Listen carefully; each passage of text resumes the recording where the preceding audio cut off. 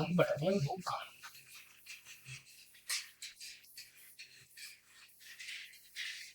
भूकंप क्या होता है?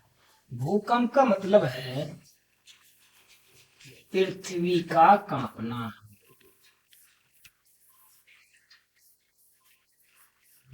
पृथ्वी का कांपना यानी भूकंप क्या होता है? भूकंप पृथ्वी का कांपना। पृथ्वी कांपती कैसे? पृथ्वी में तीन तरह की तरंग निकलती है भूकंप के समय। भूकंप के समय कितनी तरह की तरंग निकलती है? तीन तरह की। पी, एस और आपके नंबर 3 पे है पी एस एल। जो सबसे पहले नंबर पे आती है प्राथमिक तरंग, दूसरे नंबर की द्वितीय तरंग, तीसरे नंबर की तृतीय तरंग। ठीक है। अब इनका काम क्या है? द्रव की जो होते हैं तीन अवस्था होते हैं, ठोस, द्रव, गैस। जो प्राथमिक तरंग है इसे कहते हैं हम अनुदैर्घ्य तरंग। अनुदैर्घ्य तरंग। द्वितीय तरंग कहते हैं हम अनुप्रस्थ तरंग। तीसरे तरंग कहते हैं धरातलीय तरंग।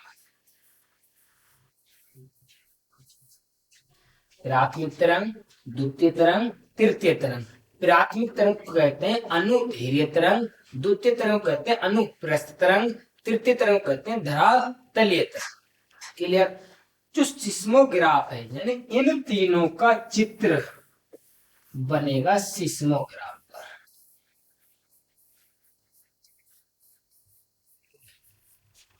इन तीनों में सबसे पहले जो सिस्मोग्राफ पर जाएगी वो जाएगी पी, दूसरे नंबर पे एस, तीसरे नंबर पे एल। ठीक है। अब पी तरंग ऐसी तरंग है ठोस, द्रव और गैस तीनों में चलती है। ठोस, द्रव और गैस तीनों में चलती है। दूसरी वाली तरंग लास्ट के दो में नहीं चलती, यानी सिर्फ ठोस में चलती है, ना द्रव में चलती है और ना गैस में। तीसरी वाली तीसरे में नहीं चलती, मतलब गैस में नहीं चलेगी, द्रव में भी चलेगी और ठोस में भी चलेगी। तो भूकंप मतलब पृथ्वी का कांपना। इसमें तीन तरह की तरंग चलती हैं, पी एस एल। पी को प्राथमिक तरंग तथा अनुदैर्घ्य तरंग कहते हैं, तो दूसरी को द्वितीय तरंग तथा अनुप्रस्थ तरंग, तीसरी तरंग धरातलीय तरंग। सिस्मोग्राफ पर सबसे पहले पहुंचती है पी, क्योंकि इसकी चाल सबसे अधिक होती है। क्लियर? अब सबसे ज्यादा नुकसान कौन सी करती है? नुकसान करती है धरातलीय तरंग, यानी मतलब एल। ये जो एल तरंग है ये सबसे ज्यादा नुकसान करती है, सबसे मंदी चलती है, धरातल पर चलती है। क्लियर? ठोस में तीनों चलती है, द्रव में एस नहीं चलती और गैस में एस और एल नहीं चलती। पहली तीनों में दौड़ेगी, दूसरी लास्ट के दो में नहीं दौड़ेगी, मतलब ठोस ठोस में चलेगी। तीसरी तीसरे में नहीं दौड़ेगी, यानी शुरू के दो में ठोस और द्रव में चलेगी। क्लियर? अब भूकंप की जो चित्र बनाएंगे हम, तो भूकंप में मान ले केंद्र में लावा है और लावा से मान ले किसी भी तरीके से कुछ तरंग यहाँ पे बनना शुरू हुई, तो जहां पर ये बनना शुरू हुई उसे कहते हैं हम भूकंप। भूकंप। ठीक है। उससे ऊपर का स्थान कहलाता है आपका उद्गम स्थान।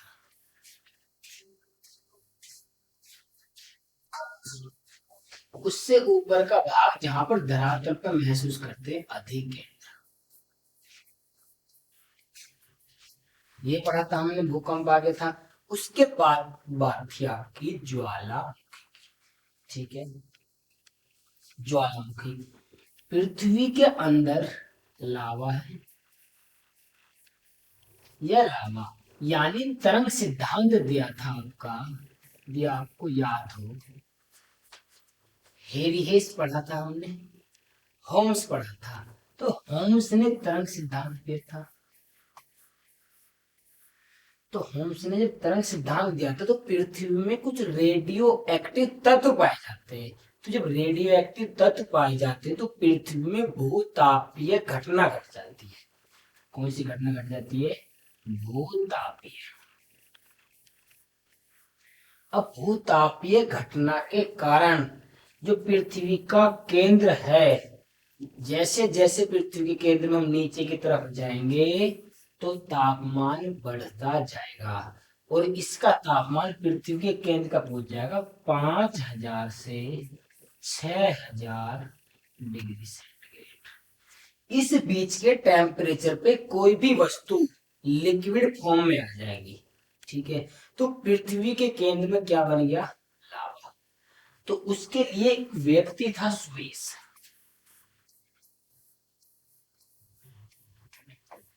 स्वेस ने बताया कि पृथ्वी की आंतरिक संरचना 3 से बनी है: सियार,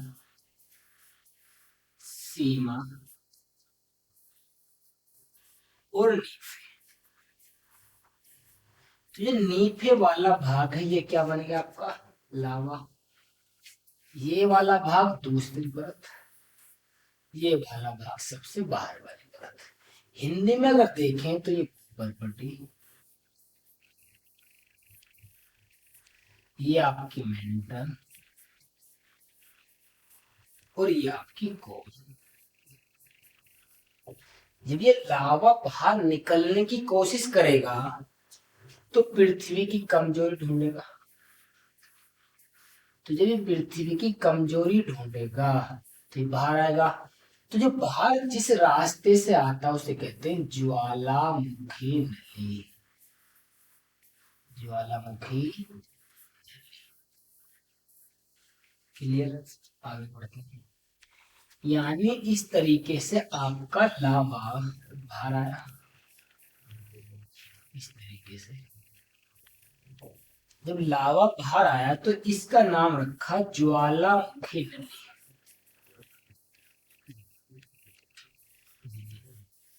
जिस मुहाने यानी इसके मुख को कहा गया वेंट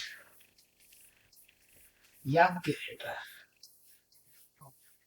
जब ये बड़ा बना, कैसा हो गया? बड़ा भाग कहा गया आपका इसका कैल्डेरा। बड़े भाग का गया कैल्डेरा। इसमें कुछ बड़े बड़े टुकड़े निकले, इन्हें कहा गया बोम्स। कुछ छोटे छोटे टुकड़े निकले, इन्हें कहा गया लेमड़ी। इन्हें क्या कहा गया? लेमड़ी। तो बड़े बड़े टुकड़ों को बोम्स, छोटे छोटे टुकड़ों को लेमड़ी। बोम्स हो गया, लेमड़ी हो गया। ये जो ज्वालामुखी निकला, ये एक नली के द्वारा निकला, तो इस ज्वालामुखी को कह सकते हैं हम केंद्रीय। मतलब ये जो लावा है दो प्रकार से निकलता है, एक तो केंद्रीय रूप में, एक दरार के। तो ज्वालामुखी उद्गार के आधार पर दो प्रकार के। कैसे? ये उद्गार के आधार पर, उद्गार के आधार पर दो प्रकार के, केंद्रीय और दरारी। यानी जब इस तरीके से लावा निकलता है केंद्र के रूप में, एक बिंदु फोकस होगा, तो आपका कहलाएगा केंद्रीय। जब किसी दरार के रूप में बाहर आएगा तो उसे कहेंगे हम दरार। इस दरार को कहते हैं फिर भ्रंश घाटी। क्या कहते हैं? भ्रंश। और भ्रंश जब एक घाटी बन जाती है तो उसके सामने एक वर्ड दुर्घटना करती है, तो वही दरार आगे चलकर क्या कहलाती है? भ्रंश घाटी। ठीक है, इस भ्रंश घाटी का काम क्या है? मान लिया एक, अगर हम 6 करोड़, लगभग 6 करोड़ साल पहले जाए तो क्रेटेशियस काल था। उस समय क्या हुआ था? पृथ्वी के अंदर एक भ्रंश खुला, लावा बाहर निकला। तो जब लावा बाहर निकला, लावा निकला दो प्रकार से। लावा कितने प्रकार से? दो। एक तो एसिटिक, एक बेसाल्टिक। तो जो बेसाल्टिक लावा है इसमें काली मिट्टी थी। जो लावा निकला दो प्रकार से, एसिडिक और नंबर दो बेसाल्टिक।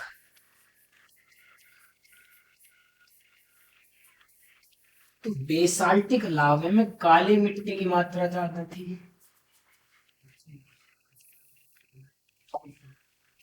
काली मिट्टी, इस एसिटिक में मिट्टी की मात्रा ज्यादा थी, सादी मिट्टी। मतलब जब केला ज्वालामुखी फटा तो उसमें सबसे पहले जो मिट्टी निकली ऊपर का भाग, वो एसिटिक है, उसमें मिट्टी की मात्रा ज्यादा थी, वो जम गई। उसके बाद दरार के रूप में निकली थी, तो उसमें जो मात्रा निकली थी बेसाल्टिक लावा की ज्यादा थी, उसमें काली मिट्टी थी। ठीक है, तो उस काली मिट्टी वो दरार के रूप में निकली तो चारों तरफ फैल गई, उन्हें कहा गया पठार। फिर और कुछ देशों में पठार को क्या कहा गया था, सील्ड कहा गया, जैसे दक्षिण अफ्रीका का पठार। भारत का दक्षिण का पठार की बात करें तो काली मिट्टी का निर्माण हुआ भैंस घाटी से। जो भैंस घाटी बनी, जैसे नर्मदा और ताप्ती, कहा जाता है कि सारी नदियां पूर्व में बहती, अगर किस्मत अच्छी हो तो पश्चिम में बहने लगती। सारी नदियां पूर्व को बहती है, क्या गंगा उल्टी बह सकती है? नहीं, कहावत है बह सकती है, लेकिन यदि समय अच्छा हो तो। क्यों? क्योंकि नर्मदा और ताप्ती भी तो नदी है, वो उल्टी बह रही है पश्चिम की तरफ बह रही है। तो नर्मदा और ताप्ती जिस घाटी से बहते हैं वो भैंस घाटी का एक रूप था। किसका रूप था? एक भैंस घाटी का। तो उल्टी जो बहने वाली नदी है वो कौन सी? नर्मदा और ताप्ती। ठीक है, तो ऐसे ही अनेक भैंस घाटियों का निर्माण हुआ होगा, जैसे महान भैंस घाटी। क्लियर? तो जो ज्वालामुखी से मैं अब कर लेते हैं इसका रिवीजन। अब ज्वालामुखी के हिसाब से जो प्लेट टूटती है वो तीन प्रकार से टूटती हैं। नंबर एक, अभिसरण। नंबर दो, अपसरण। नंबर तीन, समांतर। अभिसरण का मतलब होता है जब वो एक दूसरे की ओर गति करें प्लेट टूटने के बाद। अपसरण का मतलब इस तरीके से प्लेट थी, टूट गया आपस में इधर और इधर, तो इस तरीके से टूटने में होती है भैंस घाटी। इस तरीके से क्या होता, दोनों टूटी और समांतर गति करें एक दूसरे के साथ साथ। तो सबसे ज्यादा ज्वालामुखी जो हुए वो अपसरण और अभिसरण के कारण उत्पन्न। तो सबसे ज्यादा जो ज्वालामुखी उत्पन्न हुए थे प्रशांत महासागर में। प्रशांत महासागर में सबसे बड़ा भी है। प्रशांत महासागर में सबसे ज्यादा हुए तो उन्हें कहा जाता आग का वृत्त। आग का, यानी ring of fire. Ring of fire, यानी जब जब पृथ्वी के टुकड़े आपस में टकराएंगे तो पृथ्वी हिलेगी, भूकंप आएंगे, ज्वालामुखी निकलने का वहां प्रयास करेगा। तब जब ज्यादा क्षेत्र में ज्वालामुखी फटेंगे तो उस क्षेत्र को क्या कहता है? Ring of fire. तो प्रशांत महासागर के किनारे पर रिंग ऑफ फायर, आग का वृत्त कहा जाता है। अब ये ज्वालामुखी तीन प्रकार के होते हैं। कितने प्रकार की? तीन। नंबर एक, जागृत। नंबर दो, मृत। नंबर तीन, परसुत। तो आपका जो जागृत होता है, जागृत में कोटोपैक्सी। कोटोपैक्सी, कोटोपैक्सी है। और आपका स्ट्रामबोली है, बहुत सारे इसमें। कोटोपैक्सी है, स्ट्रामबोली हो गया।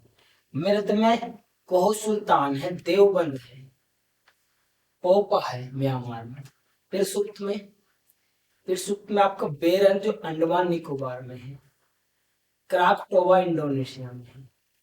ठीक है, किलीमंजारो ये है। तो इस तरीके से बहुत सारे स्ट्रामबोली है। ठीक, अब जो हमने ज्वालामुखी पढ़ा, भूकंप पढ़ा, तो उसके क्वेश्चन कर लेते हैं।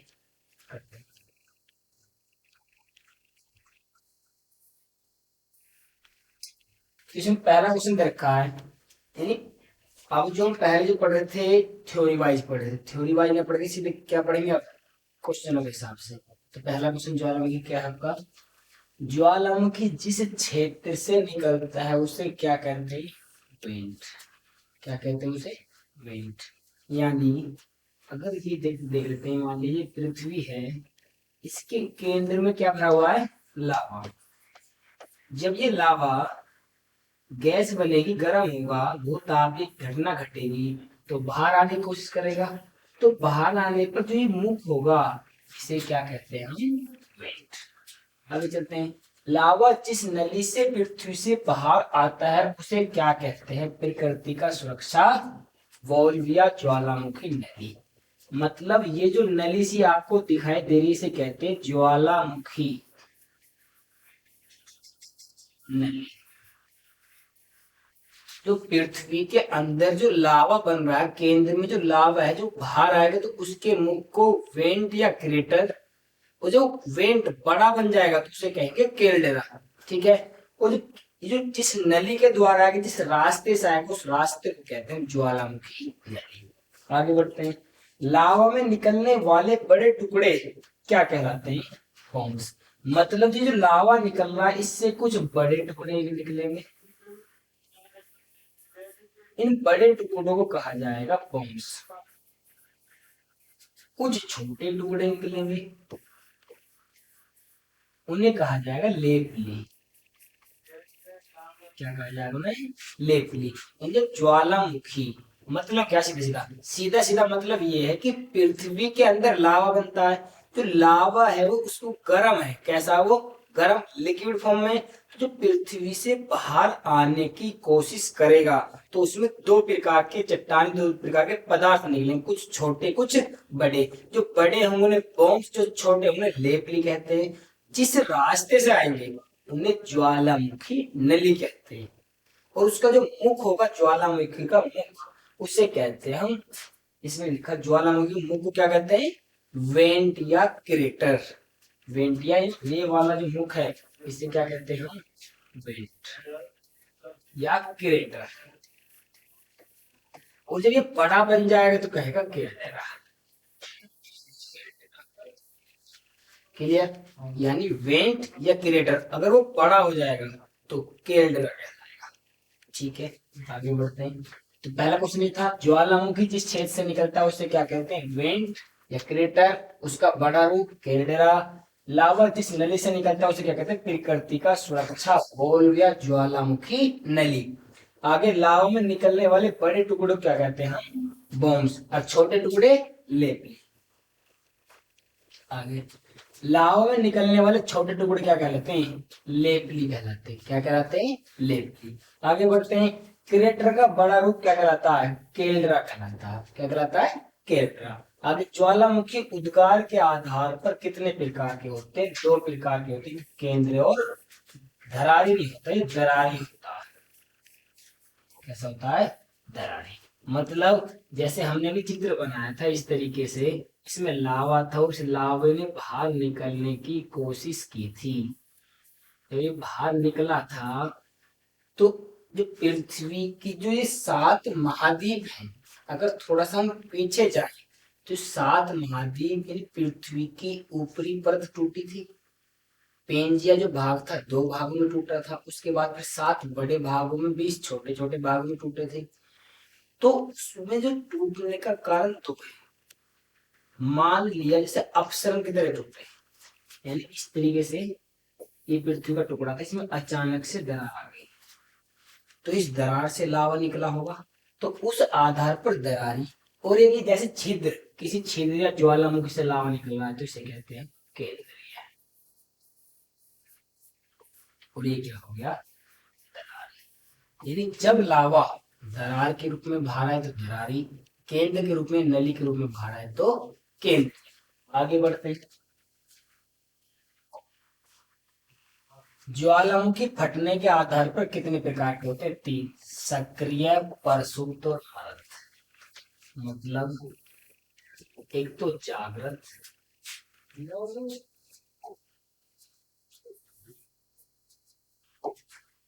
एक तो होता आपका जागृत, एक दे रखा आपका मृत, एक दे रखा आपका परसुप्त। जागृत वे ज्वालामुखी जो एक बार फटने के बाद उनसे लगातार लावा निकले जा रहा है, निकले जा रहा है, निकले जा रहा है, ठीक है, तो उन्हें कहते हैं जागृत। उसके बाद मृत वे ज्वालामुखी जो अपनी पूरी लाइफ में, पूरी जिंदगी में, पूरे जीवन काल में सिर्फ एक बार फटे, उनसे एक बार लावा निकला हो, फिर कभी ना निकला हो, ना निकले, तो उसे कहते हैं मृत। फिर सुप्त वे ज्वालामुखी जो जिससे एक बार तो फट गए, लेकिन फिर कुछ समय के बाद दोबारा फटते हैं, कुछ समय के लिए शांत, फिर फटते हैं, फिर शांत हो जाते हैं, कुछ समय के लिए फिर। तो फटने के आधार पर तीन प्रकार के, लावा निकलने के आधार पर दो प्रकार के, केंद्रीय और दरारी। वो फटने के आधार पर तीन, जागृत जिससे हमेशा लावा निकले, दूसरा यानी जिनसे अपनी उसकी ज्वालामुखी की पूरी लाइफ में एक बार निकले, तीसरा प्रसुप्त वे ज्वालामुखी जो अपने जीवन काल में फटने के बाद कुछ समय के लिए शांत हो जाते हैं, फिर फटते हैं, ठीक है। आगे तो गोभी के आकार का ज्वालामुखी कौन सा? विसुवियस, विसुवियस यानी एक ज्वालामुखी ऐसा है जो फटने के बाद जब ठंडा हुआ तो देखने में ऐसे लगा जैसे गोभी रखी, तो हम कह सकते हैं वो ज्वालामुखी कैसा है? गोभी के आकार का। कैसा है? गोभी के आकार का। जो विसुवियस है किसका उदाहरण है आपका? परसुप्त का। किसका उदाहरण है? परसुप्त का। कहाँ पड़ता है? इटली में पड़ता है। भूमध्य सागर का प्रकाश किसे कहते हैं? स्ट्रामोली।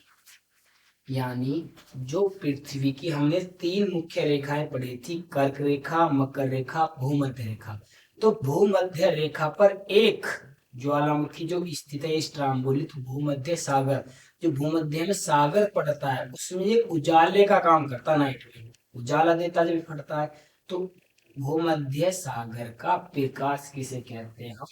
स्ट्रामबोली। सबसे ऊंचा ज्वालामुखी कौन सा? कोटोपैक्सी। यानी जागृत ज्वालामुखी का एक उदाहरण आपका कोटोपैक्सी। ये सबसे ऊंचा कैसा है? सबसे ऊंचा ज्वालामुखी। कोटोपैक्सी कहाँ पे? इक्वेडोर में। कहाँ पे? इक्वेडोर में। विषुवत रेखा पर एक जगह पड़ती है, इक्वेडोर। कोटो स्ट्रामबोली किसका? सक्रिय या जागृत ज्वालामुखी। कैसा? सक्रिय या जागृत। मृत कौन से सर?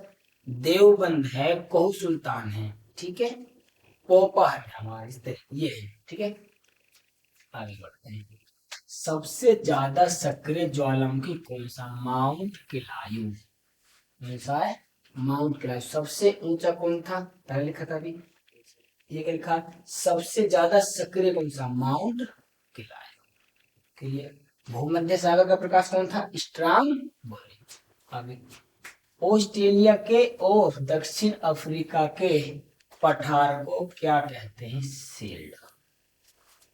यानी जब ज्वालामुखी मान लीजिए लावा था पृथ्वी के अंदर, लावा अगर ये दरार के रूप में बाहर आया तो ये पठार बनाएगा, इन चारों तरफ फैल जाएगा, एक मैदान बनाएगा। अगर इस मैदान को हम कहीं पठार,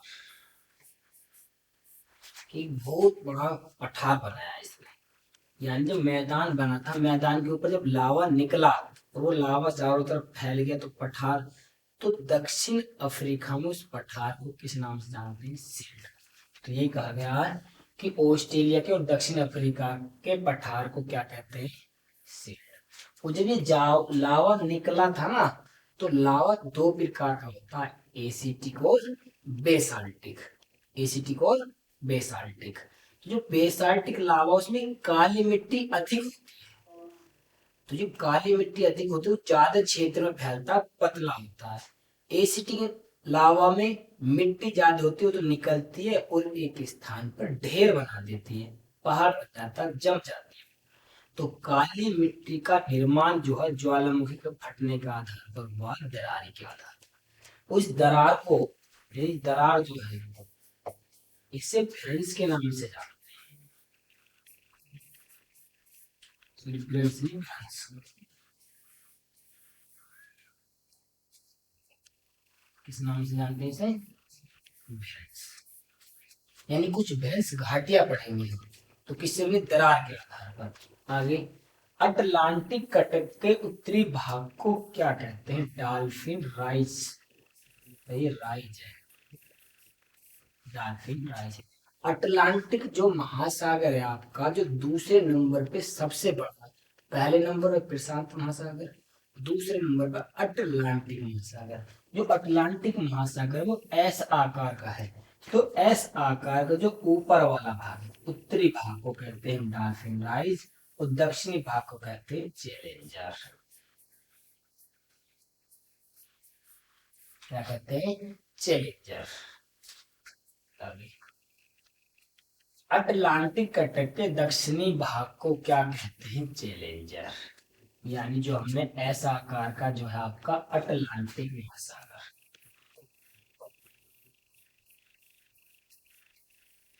अटलांटिक महासागर। तो अटलांटिक महासागर के ऊपर वाले भाग को क्या कहते हैं? Dolphin rise. नीचे को क्या कहते हैं आपका? चैलेंजर। आगे बढ़ते हैं। वाइड ऑफ द अर्थ किसे कहा जाता है? मेंटल पृथ्वी। यानी जो पृथ्वी की आंतरिक संरचना, एक वैज्ञानिक हुआ था स्वेस। इस स्वेस के हिसाब से देखें तो सियाल, सीमा और नीफे पड़ती है। तो जो दूसरे नंबर पर जो आता है सियाल, तो इसे कहते हैं मेंटल। जो पृथ्वी है वो, उसकी आंतरिक संरचना को देखें तो सबसे ऊपर वाली भूपर्पटी, उससे नीचे वाली मेंटल, उससे नीचे वाली कोर। तो जो मेंटल है, जिसपे जो महासागर है, पानी भरा हुआ, तो सफेद बेसाल्टिक लावा दिखे। तो बेसाल्टिक लावा जो छाया होता है वो सफेद रंग का होता है, उसे बोलते हैं स्टेनोस्फीयर। तो इसमें स्टेनोस्फीयर से व्हाइट ऑफ द अर्थ भी कहा जाता है। तो व्हाइट ऑफ द अर्थ किसे कहा जाता है? मेंटल परत को। आगे, स्टेनोस्फीयर कहाँ है? मेंटल। स्टेनोस्फीयर कहाँ है? मेंटल। पूरी पृथ्वी का घनत्व कितना? 5.5। ठीक है। जिस स्थान पर भूकंप की उत्पत्ति होती है उसे क्या कहते हैं? भूकंप। भूकंप पढ़ लेते हैं एक बार। ये मान लेते हैं आपकी पृथ्वी, यहाँ पर लावा है, इसे जब लावा है तो लावा जैसे कुछ तरंगे बनेंगी। तो मान लिया इस क्षेत्र से तरंगे बननी शुरू हुई तो इसे कहते हैं भूकंप। भूकंप। इसके बाद का जो क्षेत्र होगा, यहाँ पर तरंगे चलना शुरू करेंगी बनने के बाद, उसे कहते हैं हम उद्गम स्थल। उद्गम स्थल। और जब यहाँ से तरंगे जिस स्थान पर महसूस किए जाएंगे धरातल पर, उसे कहते हैं अधिकेंद्र। अधिकेंद्र। उसे क्या कहते हैं? अधिकेंद्र। आगे बढ़ लेते हैं। तो जिस स्थान पर भूकंप की उत्पत्ति होती है तो उसे क्या कहते हैं हम? भूकंप मूल। आगे मूल। भूपटल की सतह के नीचे जिस स्थान पर भूकंप उत्पन्न होता है उसे क्या कहते हैं? उद्गम स्थल। भूपटल यानी धरातल के नीचे जिस स्थान पर तरंगे को महसूस किया जाता है क्या कहलाता है? वो उद्गम स्थल। जहां से शुरू होकर चली भूकंप मूल, दूसरे बिंदु पर उद्गम स्थल, धरातल पर अधिकेंद्र। आगे, तो उद्गम स्थल के ठीक ऊपर का स्थान क्या कहलाता है? अधिकेंद्र। आगे, भूकंप का अध्ययन क्या कहलाता? सिस्मोलॉजी। भूकंप तरंगों की तीव्रता को किस नापते हैं? Richter scale. जो भूकंप तरंग है उनका चित्र किस पे बनता? सिस्मोग्राफ।